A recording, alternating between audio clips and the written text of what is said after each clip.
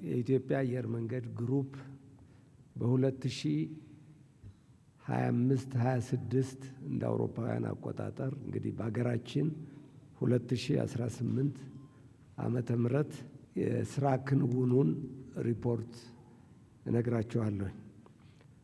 በአጠቃላይ አመቱ ለኢትዮጵያ አየር መንገድ ጥሩ አመት ነው። አየር መንገዱ ያደገበት አመት ነው። ብዙ የሰራበት ብዙ የተንቀሳቀሰበት አመት ነው ማለት ይቻላል። በተለይ የመጀመሪያዎቹ 9 ወራት አመቺ የስራ ሁኔታ የነበረበት ነው። አራተኛው ሩብ ዓመት በገልፍ እና መካከለኛው ምስራቅ በተፈጠረው ጦርነት ምክንያት በተወሰነ ደረጃ ኦፕሬሽናችን አፌክትድ ሆኖ ነበር። ኦፕሬሽናችን ላይ ተጽዕኖ አመጧል። ግን የሁሉም ተደምሮ ሲታይ የ12 ወሩ ፐርፎርማንስ ጥሩ ነው። እንግዲህ ዓላማችን በየአመቱ የበረራ አድማሳችንን ማስፋት ነው። ከዚህ አኳያ 4 አዳዲስ ዓለም አቀፍ መዳረሻዎች ከፍተን የበረራ ዓለም አቀፍ መዳረሻዎችን ብዛት ወደ 150 ከፍ አድርገነዋል። በዚህ ባለፈው አመት የከፈትናቸው አዳዲስ መዳረሻዎች ፖርቶ ፖርቹጋል ውስጥ፣ ሃኖይ ቪየትናም፣ አቡዳቢ ዩናይትድ አረብ ኤሚሬትስ እና ጅጋን ሳውዲ አረቢያ ናቸው። በሀገር ውስጥም ቀደም ሲል 22 የሀገር ውስጥ መዳረሻዎች የነበሩን ሲሆን ያቤሎ፣ ነገሌ ቦረና እና ደብረ ማርቆስ አዲስ ኤርፖርቶች ገንብተን በረራ በመጀመራችን የሀገር ውስጥ የመዳረሻዎቻችንን ብዛት ከ22 ወደ 25 ከፍ ማድረግ ችለናል። ይህንኑ እድገታችንን ለመደገፍ 9 አዳዲስ አውሮፕላኖች በግዥና በኪራይ አምጠን ኦፕሬሽን ውስጥ አስገብተናል። በተጨማሪም 8 የፓይለት ማሰልጠኛ DA-40 NG የሚባሉ አውሮፕላኖች ገዝተን አምጠን ለፓይለት ማሰልጠኛ አገልግሎት ስራ ላይ ገብተዋል። ወደ ዋናው ኦፕሬሽን ስመጣ በዚሁ ባጠናቀቅነው አመት በአጠቃላይ ያደረግነው በረራ በሰዓት ሲታይ ቀደም ሲል ከነበረው አመት ከ2017 አመት ጋር ሲወዳደር የ8 በመቶ እድገት የነበረው ሲሆን ከእቅዳችን ግን 96 በመቶ ነበር። ያጓጓዝነው መንገደኛ ብዛት 20.7 ሚሊየን ሲሆን ይህም ቀደም ሲል ከነበረው አመት ጋር ሲወዳደር 10 በመቶ እድገት ያሳያል። ከእቅዳችን ግን 98 በመቶ ነው። ለገበያው ያቀረብነው ካፓሲቲ እንለዋለን። ይሄ ያቀረብነው ወንበር በበረረው ኪሎ ሜትር ተባዝቶ ያለው ASK ይባላል። ኢንዱስትሪ ውስጥ ቁልፍ መለኪያ ነው። ባጠናቀቅነው አመት ያቀረብነው ካፓሲቲ 10 በመቶ እድገት ያሳያል። ካለፈው አመት ጋር ሲወዳደር ከእቅዱ ጋር 98 በመቶ ነው። ይህንን ያህል በረን ውጤቱ ረቨኑ ፓሴንጀር ኪሎ ሜትር የሚባል መንገደኞች ያጓጓዝናቸው በኪሎ ሜትር በተጓዙት ተባዝቶ ያለው ነው። ቀደም ሲል ከነበረው አመት ጋር ሲወዳደር 10 በመቶ እድገት ያሳያል። ከእቅዱ ጋር 99 በመቶ ነው። ጭነት በአውሮፕላን ያጓጓዝነው ጭነት 897 ሺህ ቶን ሲሆን ካለፈው አመት ጋር ቀደም ሲል ከነበረው አመት ጋር ሲወዳደር 16 በመቶ እድገት አለው። የእቅዱን 2 በመቶ ብልጫ አለው። ለካርጎ ብለን ያቀረብነው ካፓሲቲ በኢንዱስትሪ መለኪያ ኤኤፍቲኬ የሚባለው ከ2017 ጋር ሲወዳደር 8 በመቶ እድገት ያለው ሲሆን የእቅዱን ግን 94 በመቶ ነው። ያጓጓዝነው ጭነት ቶን በኪሎ ሜትር ተባዝቶ ፍሬት ቶን ኪሎ ሜትር ወይም ኤፍቲኬ የሚባለው ካለፈው ዓመት ጋር ሲወዳደር 16 በመቶ እድገት ሲያሳይ ከእቅዱ 96 በመቶ ነው። ጠቅለል አድርገን ስናየው ያደረግነው በረራ ያጓጓዝነው ሰው ጭነት በጥቅሉ ሲታይ ካለፈው ዓመት ጋር ሲወዳደር ከ8 እስከ 16 በመቶ እድገት ያሳያል። ይሄ ትልቅ እድገት ነው። ከእቅዳችን ግን መጠነኛ መቀነስ ያሳያል ከካርጎ በስተቀር። ይህ የሆነበት ምክንያት የተወሰኑ ቻሌንጆች ስለነበሩ ነው። አንደኛው እዚህ ገልፍ ያጋጠመው ጦርነት እንደምታስታውሱት አገሮች የአየር ክልላቸውን ዘግተው ነበር። በዚህ ምክንያት በረራ አቋርጠን ነበር ለብዙ ወራት። ብዙ ከተሞች ሚድል ኢስት እና ገልፍ በአጠቃላይ ያሉ 10 ከተማዎች በረራ አቋርጠን ስለነበር የዚያ ኢምፓክት ነው በዋነኛነት። በሌላ በኩል ደግሞ የትላልቅ አውሮፕላን እጥረትም ነበረን። ሌሎች ቦታዎች ላይ ራቅ ያሉ ቦታዎች ለመብረር የነበረን ፍላጎት በአውሮፕላን እጥረትም በተወሰነ ደረጃ ተጽዕኖ አጋጥሞታል። ሌላው በዚህ በ2018 ዓመተ ምህረት የአሜሪካ አዳዲስ የጉዞ ማዕቀቦች በመጣሏ ምክንያት በአፍሪካና በኖርዝ አሜሪካ መካከል ያለው የመንገደኛ እንቅስቃሴ መቀነሱም አስተዋጽኦ አድርጓል።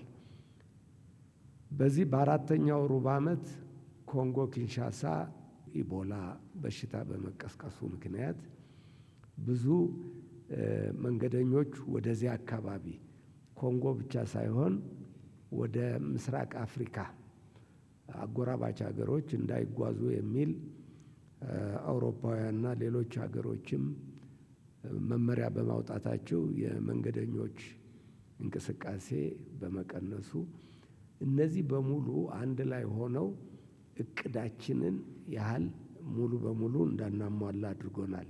ይሄን ሰርተን በአመቱ 9.1 ቢሊየን ዶላር ገቢ አግኝተናል። ይሄ ከእቅዳችን ካለፈው ዓመት ጋር ሲወዳደር 20 በመቶ እድገት አለው። ከእቅዳችንም 9 በመቶ ጭማሪ አለው እና በገቢ ደረጃ ትልቅ ስራ ሰርተናል። ይህን ወደ ብር ብትቀይሩት ከ1.4 ትሪሊየን ብር በላይ ነው። ጥሩ ገንዘብ አግኝተናል። ይሁን እንጂ ኮስታችን ከዚህ የበለጠ አድጓል። ምክንያቱም የገልፍ ጦርነትን ተከትሎ የነዳጅ ዋጋ በከፍተኛ ደረጃ በመጨመሩ ምክንያት የነዳጅ ወጫችን አዲስ አበባም በሌላውም ዓለም እጅግ በጣም በመጨመሩ ምክንያት ወጫችን 25 በመቶ ካለፈው ዓመት አድጓል እና ያ ተጽዕኖ አመጧል። ወጪን ለመቀነስ የኢትዮጵያ አየር መንገድ ብዙ እንቅስቃሴዎች በየጊዜው ያደርጋል። ባጠናቀቅነው ዓመት 37 ቢሊየን ብር የሚያወጣ የወጪ ማዳን ስራ ሰርተናል። ይሄም አግዞናል። እድገታችንን ለመደገፍ ለማሳለጥ እና የደንበኞችን አገልግሎት ለማሳደግ አየር መንገዱ ብዙ መዋለ ንዋይ መድቦ በርካታ የመሰረተ ልማት ግንባታዎች፣ ማስፋፊያዎች ሰርቷል።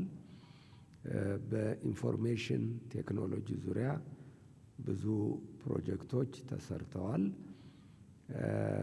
በአውሮፕላን ጥገና፣ የውስጥ አቅም ግንባታ ብዙ ስራዎች ተሰርተዋል።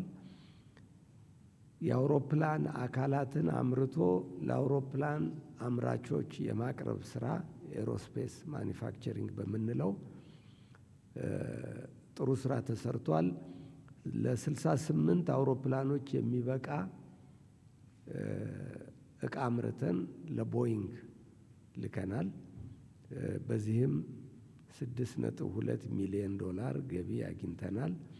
ይህንኑ ስራ ለማስፋፋት በቂሊንጦ አካባቢ ትልቅ ፋብሪካ ገንብተን ጨርሰናል።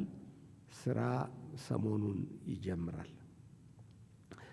ሌሎቹ የመሰረተ ልማት ግንባታዎች ቦሌ ኤርፖርት ዋናው መናኸሪያችን ነው። እዚያ ብዙ የማስፋፋት ስራዎች ሰርተናል። ከዚህ በፊት መግለጫ እንደሰጠነው እጅግ ዘመናዊ የሆነ ትልቅ የነዚህ ፕሪሚየም መንገደኞች ለምንላቸው የሚስተናገዱበት ላውንጅ ገንብተን አጠናቀን አገልግሎት ጀምረዋል። ለአገር ውስጥ በረራ የምንጠቀምበት ዶሜስቲክ ተርሚናል የምንለው ተርሚናል 1 በጣም ትልቅ ማስፋፊያ ሰርተን መንገደኛ የማስተናገድ አቅሙን ጨምረናል። ካርጎ ተርሚናልም የማስፋፊያ ስራ የጀመርነው ነበር፣ ተጠናቋል። የኢንፎርሜሽን ቴክኖሎጂ አዲስ እጅግ ዘመናዊ የሆነ ዳታ ሴንተር ገንብተን አገልግሎት ጀምሯል። ቦሌ ያለውን የመንገደኞች መስተናገጃ ተርሚናል የማጌጥ ስራ፣ የማስዋብ ስራ ላለፉት ከሁለት እስከ 3 ዓመታት ስንሰራ ቆይተን አሁን አጠናቀናል። ተርሚናሉ በጣም ጥሩ ውበት ያለው ተርሚናል መሆን ችሏል። ከመንገደኞቻችን የምናገኘውም ግብረ መልስ በጣም ጥሩ ነው። ቦሌ ኤርፖርት የአውሮፕላን ማቆሚያው አርጅቶ ነበር። ያንን የሪኖቬት የማድረግ የማሻሻል ስራ በመስራት ላይ እንገኛለን። ራንዌዩም ዋናው የአውሮፕላን መንደርደሪያ እንደዚሁ ሪሃቢሊቴሽን እዚያም ጀምረናል። የተወሰነ ስራ ሰርተን አሁን በዝናቡ ምክንያት አቋርጠናል። የሚቀጥለው ዓመት ከጥቅምት ጀምሮ እንደገና እንቀጥላለን። አሁን የምናደርገው ራንዌው ላይ የምንሰራው የማስፋፊያ ስራ በደመናም ቢኖር አውሮፕላኖቹ ሳይቸገሩ አውሮፕላን ማረፊያው ላይ ማረፍ የሚያስችላቸው ካታጎሪ 3 የሚባል አቅም እንዲኖረው ለማስቻል ጭምር ነው። አዲስ ሄድኳርተር ግንባታ ጀምረናል። አሁን ኦገስት ውስጥ ይጠናቀቃል የሚል ኮንትራት ውል ነበረን። ይሁን እንጂ በተለያዩ ምክንያቶች ጥቂት ወራት መዘግየቱ አይቀርም። አሁን ባለን አሰስመንት ቢዘገይ ከታህሳስ ወር በፊት ተጠናቆ አገልግሎት መስጠት ይጀምራል ብለን እናስባለን። ሌላው ትልቁ የመሰረተ ልማት ስራ የሰራ ነው ቢሾፍቱ እጅግ ዘመናዊ የሆነ 60 ሚሊዮን መንገደኞች በፌዝ 1 በምዕራፍ 1 ማስተናገድ የሚችል አውሮፕላን ማረፊያ ለመገንባት መጀመራችን ነው። በጥር ወር ክቡር ጠቅላይ ሚኒስትራችን እና ከፍተኛ መንግስት ኃላፊዎች በተገኙበት ትልቅ ክብረ በዓል የመሰረት ድንጋይ ተጥሏል። የግንባታ ስራ ተጀምሯል። የመሬት ማደላደሉ ስራ ከጥር ወር ጀምሮ ተጀምሮ አሁን በሚቀጥለው ዓመት ጥር ወር ይጠናቀቃል። ግንባታውን ከመሬት በላይ ያለውን የሚሰሩ 4 ትላልቅ ኮንትራክተሮች ለመምረጥ የጨረታ ሂደት ውስጥ ነው ያለነው። ጨረታ ፍሎት ተደርጎ ተጫራቾች በጥቅምት ወር ውስጥ ፕሮፖዛላቸውን እንዲያቀርቡ መርሃ ግብር ወጥቷል። በመጨረሻ የሚሰሩትን ኮንትራክተሮች በጥር ወር ጥር 2019 ለመምረጥ እቅድ ይዘናል። በሌላ በኩል ከቦታው የተነሱትን አርሶ አደሮች መልሶ የማስፈር ስራ ተጠናቋል።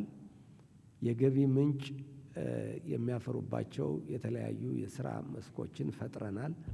አብዛኛው ተሰርቶ ጥቂት የሚቀረን አለ። በሚመጡት ወራት ውስጥ እናጠናቀቃለን። ስለዚህ ፕሮጀክቱ እስካሁን ድረስ መጀመሪያ በታሰበለት ስኬጁል እየተካሄደ ነው የሚገኘው።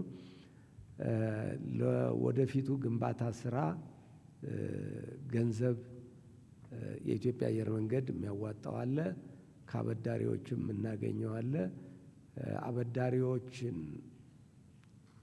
ወደዚህ እንዲገቡ የማድረግ ስራ እየተሰራ ነው ያለ። ይሄም በታሰበለት እቅድ እየተካሄደ ይገኛል። ሌላው የኢትዮጵያ አየር መንገድ ግሩፕ ኃላፊነት አገር ውስጥ ያለውን የኤርፖርት ኢንፍራስትራክቸር መገንባት ነው። በዚህ በርካታ ስራዎች ሰርተናል። ብዙዎቹ አልቀዋል፣ የተወሰኑት ጅምር ላይ ያሉ አሉ። ተጠናቀዋል ብዬ መናገር የምችለው ኮምቦልቻ አዲስ ተርሚናል ተሰርቶ አገልግሎት ጀምሯል። ባህር ዳር አዲስ ተርሚናል ተገንብቶ ከ2 ቀን በፊት አገልግሎት ጀምሯል። አርባ ምንጭ ያለው ተርሚናል የእድሳት ስራ ተሰርቶለት ተጠናቆ አገልግሎት ጀምሯል። እንደዚሁም ሁሉ ሰመራ እና ጅጅጋ ያሉትን የመንገደኛ መስተናገጃ ተርሚናሎች የማዘመን ስራ ተጀምሮ አላለቀም፣ ግን በመጠናቀቅ ላይ ይገኛል። በተጨማሪ አዲስ ተርሚናሎች በነቀምት፣ ደምቢዶሎ፣ ሽሬ እና ጅማ የመገንባት ስራ ተጀምሮ በመካሄድ ላይ ይገኛል። በዚህ በአዲሱ ዓመት እናጠናቀቃቸዋለን። የአውሮፕላን መንደርደሪያ ስራ ያቤሎ ቅድም ጠቅሼላቸዋለሁ። ነገሌ ቦረና እና ደብረ ማርቆስ ተጠናቆ አገልግሎት ገብቷል። ሚዛን አማን፣ ጎሬ መቱ በመጠናቀቅ ላይ ይገኛሉ። እንዲያውም ጎሬ መቱ ምናልባት አርብ ወይም ቅዳሜ በረራ ጀምሮ ነበር። አንድ መጠነኛ እክል ስላጋጠመን ለጊዜው አቁመነው ነበር። የአሁኑ አርብ ከነገ ወዲያ ወይም ቅዳሜ መደበኛ በረራው ይጀምራል። ሌላው ወላይታ ሶዶ አዲስ ኤርፖርት የግንባታ ስራ እየሰራን ነው፣ በመካሄድ ላይ ይገኛል። ቀብሪ ዳህርና የጅማ ኤርፖርቶች ከፍተኛ የሆነ እድሳት ስለሚፈልጉ በመሰራት ላይ ይገኛል እና የአገር ውስጥ ኤርፖርት መሰረተ ልማትን በማዘመን በማስፋፋት ላይ እንገኛለን። ሌላው የኢትዮጵያ አየር መንገድ የአቪዬሽን ዩኒቨርሲቲ ያለው እንደምታውቁት በከፍተኛ ደረጃ ቁጥር ያለው ብዙ ሰው በተለያዩ መስኮች ማሰልጠን እንፈልጋለን። ከዚህ በፊት ብዙ አሰልጥነናል፣ አሁንም ማስፋፋት እንፈልጋለን።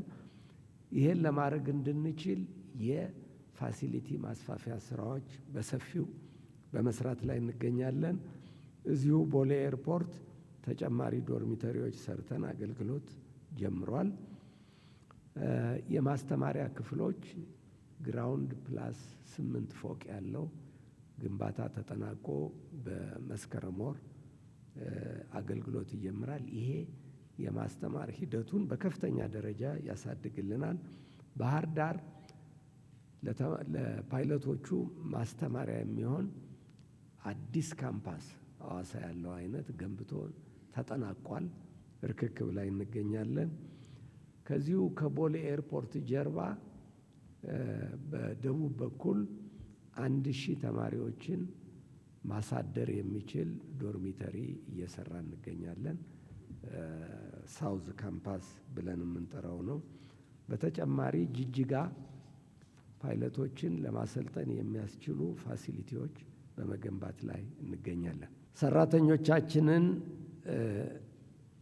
ችግር ለመፍታት ለ5000 ሰራተኞች የመኖሪያ ቤት ስንሰራ ቆይተናል። 2,500 የሚሆኑት ጥር ላይ ተጠናቀው ለሰራተኞቹ እናስረክባለን። ቀሪዎቹ 2,500ዎች ወደ ዓመቱ መጨረሻ አካባቢ ሊዘገዩ ይችላል፣ ግን በዚህ ዓመት ተጠናቆ ያልቃል። በተጨማሪ ሰራተኞቻችን ልጆቻቸውን ሊያስተምሩ የሚችሉበት ከመዋለ ሕፃናት ጀምሮ እስከ 12ኛ ክፍል ትምህርት ቤት እየገነባ እንገኛለን። ይህም ትምህርት ቤት ታህሳስ እና ጥር አካባቢ ተገንብቶ ያልቃል። ከሚቀጥለው ዓመት ጀምሮ የሰራተኞቻችን ልጆች ሳይቸገሩ አንድ ቦታ ላይ ጥራቱን የጠበቀ ትምህርት የሚያገኙበት ፋሲሊቲ እንጀምራለን ማለት ነው። አቪዬሽን ዩኒቨርሲቲው ባጠናቀቅነው ዓመት 2,181 ተማሪዎች ተቀብሎ 1,713ቱን አስመርቋል። ኢትዮጵያ አየር መንገድ ማህበራዊ ኃላፊነት የሚሰማው ተቋም ነው።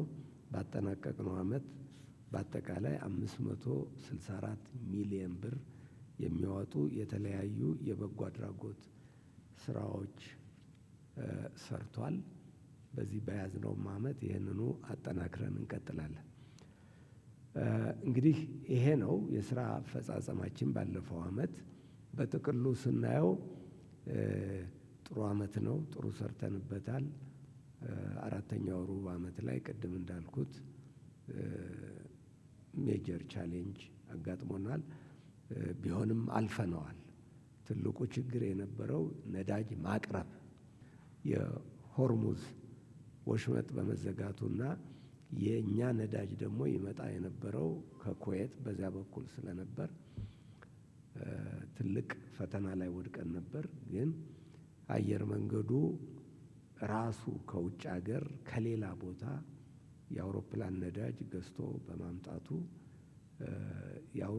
አቅርቦቱ ቶሎ ብለን መፍትሄ ሰጠነዋል። አሁን የተረጋጋ የአውሮፕላን ነዳጅ አቅርቦት አለን፣ ችግር የለም። አሁን ያለው ችግር ወደዚህ ዓመት የተሸጋገረው የነዳጅ ዋጋ ከፍተኛ መሆን ነው። እንደምታውቁት የገልፍ ጦርነት አሁንም አልቆመም፣ አሁንም አለ። በዚህ ምክንያት የሰላም ስምምነቱ ተፈረመ በተባለ ጊዜ የነዳጅ ዋጋ ተመልሶ ወርዶ የነበረው እንደገና አሁን ወደ ላይ አሻቅቧል። ይሄም ለሚመጣው ዓመት ያው ቻሌንጅ ይሆንብናል። ግን እኛ ጠንክረን በመስራት ይህንኑ ፈተና ተወጠን እድገታችንን ለማስቀጠል ተዘጋጅተናል። አመሰግናለሁ።